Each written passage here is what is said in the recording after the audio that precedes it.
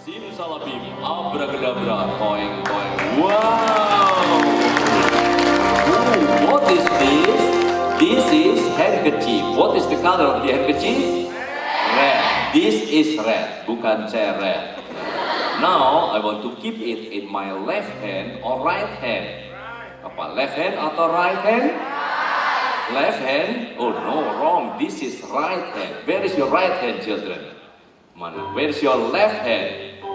Now, 1, 2, 3. Simsalabim, abracadabra, nanti toing. Ya, lari. Oh, ada di sini. Toing, toing, toing. Nah, this is red handkerchief.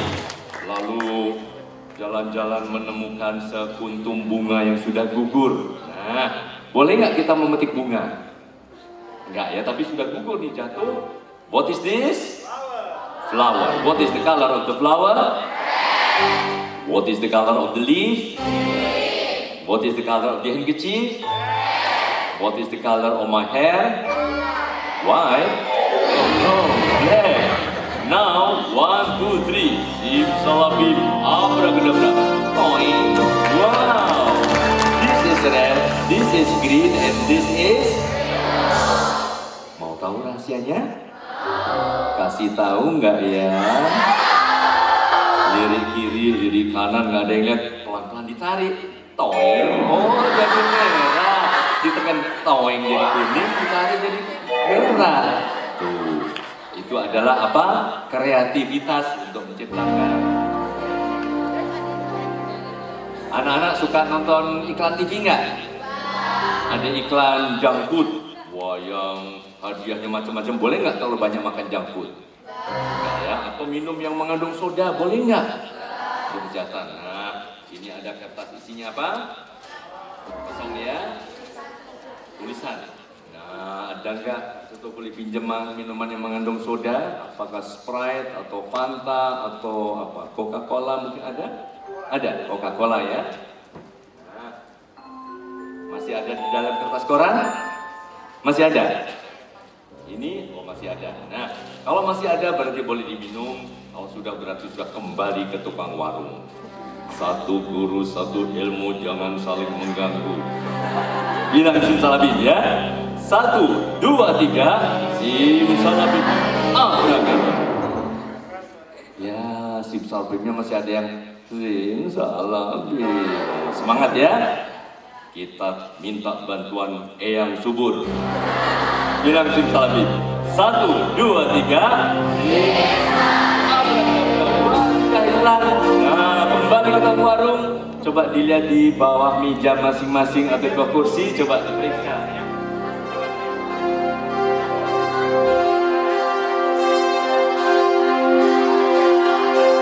Iya, tepuk tangan. Sudah kembali ke sana, boleh dikembalikan ke tukang warung. Kita remaja perlu kreatif, setuju? Selalu kreatif, penuh dengan ide-ide. Kalau remaja kreatif, masyarakat juga akan kreatif. Dan kita semua bisa belajar. Pendidikan sanitasi, biasakan punya ide-ide, kumpulkan data, susun rencana, berdiskusi, dan akhirnya do it, laksanakan. Kita peduli sanitasi bersama-sama, kita wujudkan lingkungan yang bersih. Impian kita adalah rumah, sekolah, dan masyarakat yang ramah anak. Dan impian kita adalah Indonesia yang ramah anak. Indonesia akan tersenyum karena apa? Anak-anak semua bahagia karena kita semua menjaga dengan cinta, menjaga dengan. Sekali lagi, Indonesia akan tersenyum karena kita menjaga tanah air kita, menjaga dengan, menjaga dengan.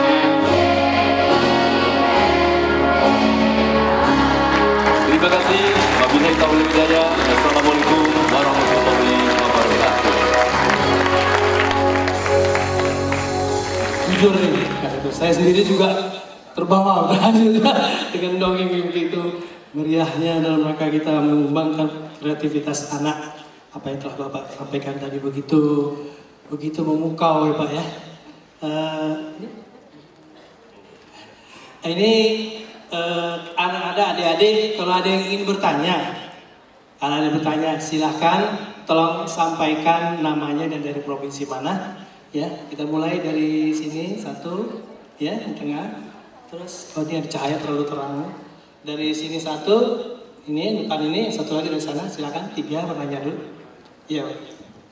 Assalamualaikum warahmatullahi wabarakatuh. Saya Beni Syafra Gumai, berasal dari Provinsi Sumatera Selatan. Saya ingin menanyakan bagaimana peran pemerintah dalam menangani kasus kekerasan anak yang terjadi di sekolah-sekolah di Indonesia. Terima kasih.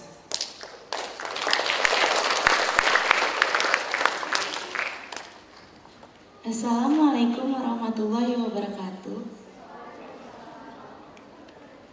Nama saya Febrianti Milenia dari SMP Negeri 4 Kota Serang, Banten.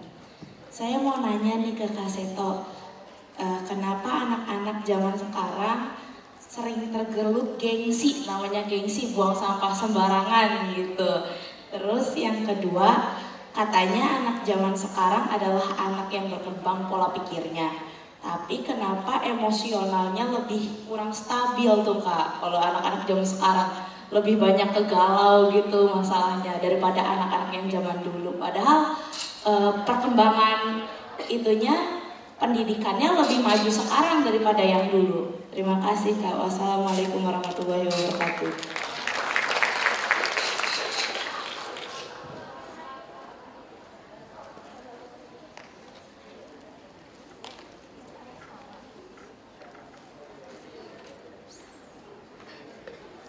Selamat sore semua, saya William Petra, perwakilan dari Kalimantan Barat. William Petra, perwakilan dari Kalimantan Barat. Saya ingin menanyakan, misalnya ada anak yang bandel nih, suka malas belajar, terus ditegur mamanya nih, dia juga tetap tak mau, terus dipukul oleh mamanya. Apakah itu tindak kekerasan atau bukan? Terima kasih.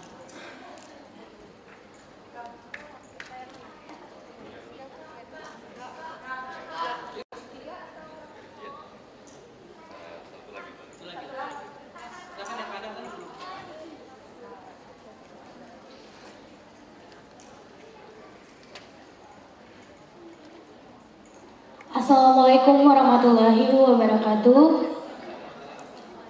Nama saya Sukmawati Agustiani Imran, perwakilan dari Provinsi Gorontalo. Siapa? Sukmawati Agustiani Imran. Pertanyaan saya adalah, pada sebagian besar perempuan yang ada di Indonesia itu penurut sama orang tuanya. Saking penurutnya kayak disuruh, misalnya kamu harus masuk jadi dokter, padahal cita-citanya jadi artis misalnya. Nah, saking penurutnya dia juga mau dokter, tapi dia tertekan sampai gila. Lah, Kak Seto kan udah jadi orang tua, apa tanggapan dari Kak Seto?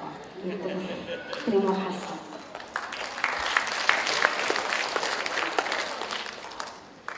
Ya, ini ada 4 penanya ini.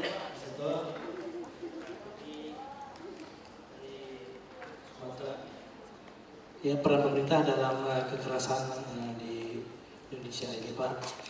Terus Pak Dery Febrianti, kenapa anak suka gengsi ya, buang sampah masih sembarangan, emosional kurang stabil, padahal perkembangan pendidikan kita udah tahu anak kita selalu juara.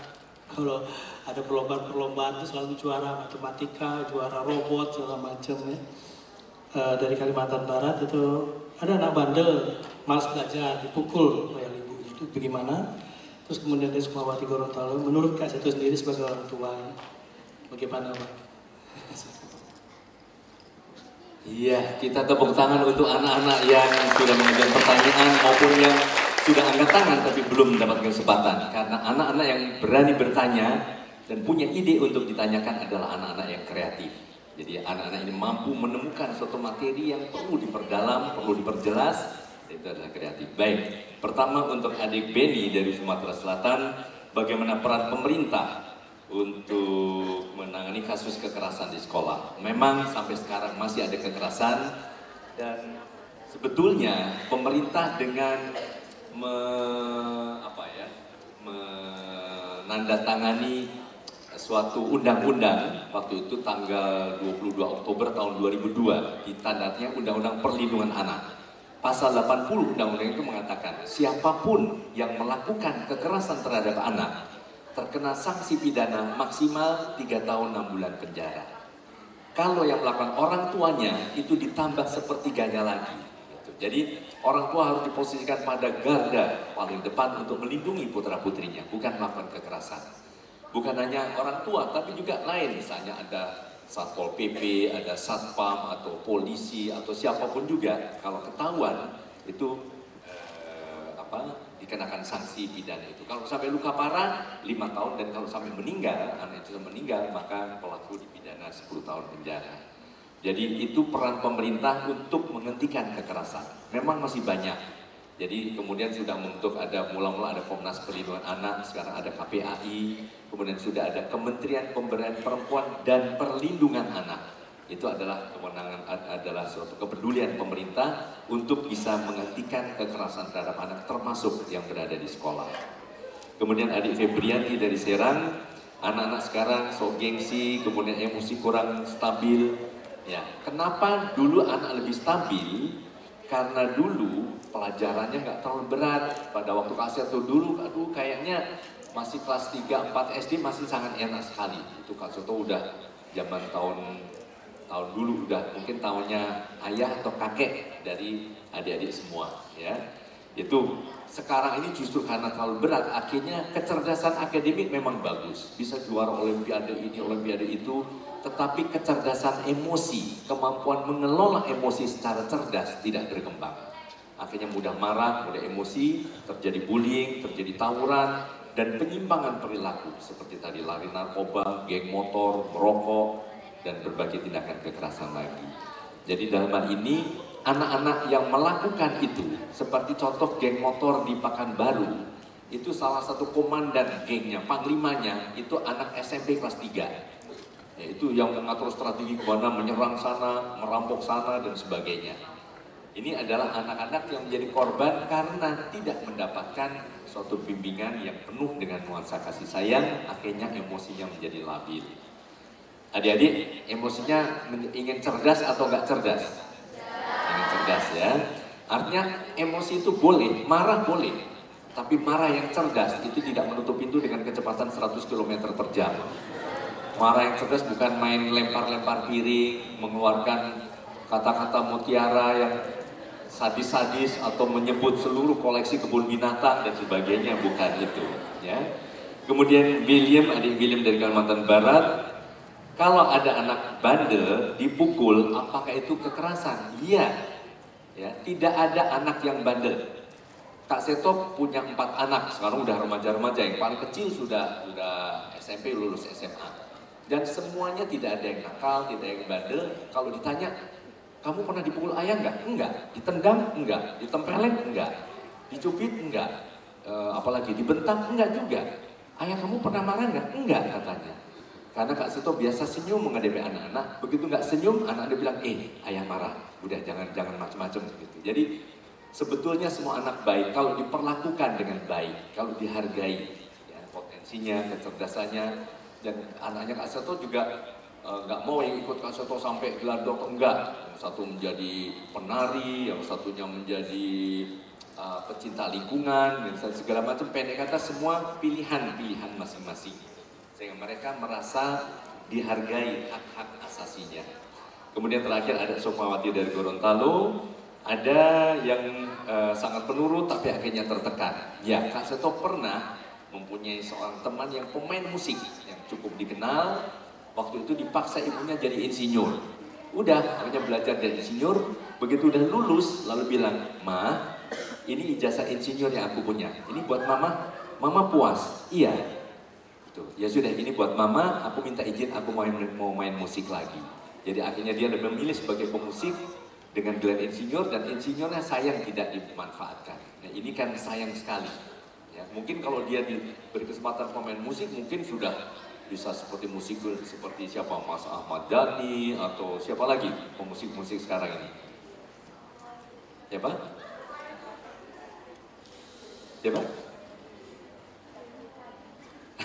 Banyak ya pilihan masing-masing. Jadi intinya adalah tadi hak terakhir tadi ada hak berpartisipasi.